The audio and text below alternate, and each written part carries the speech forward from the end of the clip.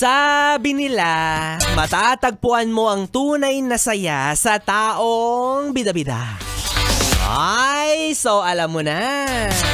Baka para kay Biboy, Bibo ka talaga. Pabibo nga, di ba?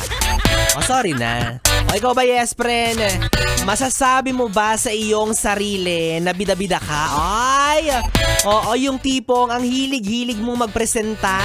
Yung kahit hindi mo alam yung gagawin, gusto mo ikaw yung mangunguna. Oh, yan yung gusto ko sa'yo. Makapal yung mukha mo. O bakit? Okay lang yan. Diba? Walang masama dyan. Sabi nga nila sa panahon ngayon, nagugutom ang taong mahiyain. Walang napapala ang mga taong nahihiya. Hindi nakakabusog ang pagiging shy type. O halimbawa, sa handaan, kapag sinabi sa'yo ng celebrant na kumain ka, kumain ka. Hindi yung nagpapabebe ka, ay, busog pa ako. Ay, naku, magugutom ka niyan. Di ba, pag sinabi sa'yo kumain ka, kumuha ka ng plato at sumandok ka na.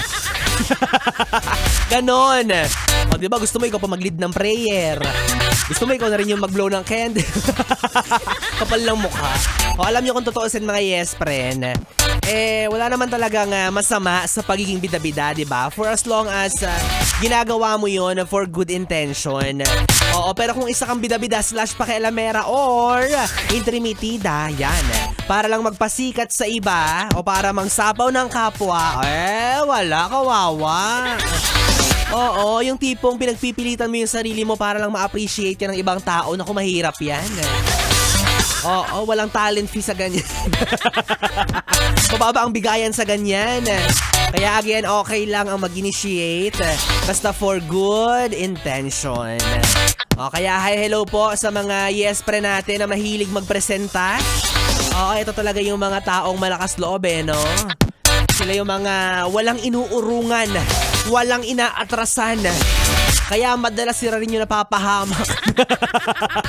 Nalalagay sa alanganin yung buhay. O, kaya nga ang sinasabi ko sa inyo, gamitin ninyo yung pagpakapapampam ninyo sa mga mabuting paraan, mabuting dahilan. O, halimbawa ikaw, pwede ka naman magpresenta na sabihin mo, Biboy, Bibo, baka pwedeng ikaw na lang jowa ko. Ganon. Diba? Mas maganda yung patutunguhan ng mga desisyon mo sa buhay. O hindi naman kaya, wag mo nang hintayin yung kumpanya mo na tanggalin ka. Magkusa ka na. Ikaw na lang yung mahiya, magpresenta ka ng umalis. Sabi nga ng kanta ni Jimmy Bondoc, let me be the one. Yes! Let me be the one na mangiiwan. Aww! Ay nako, speaking of mga yes friend, let me be the one na iyong mapapakinggan na hindi ka iiwan. Yes! Dahil kapiling mo na ang bibi mo sa radyo, ako po si DJ B-Boy.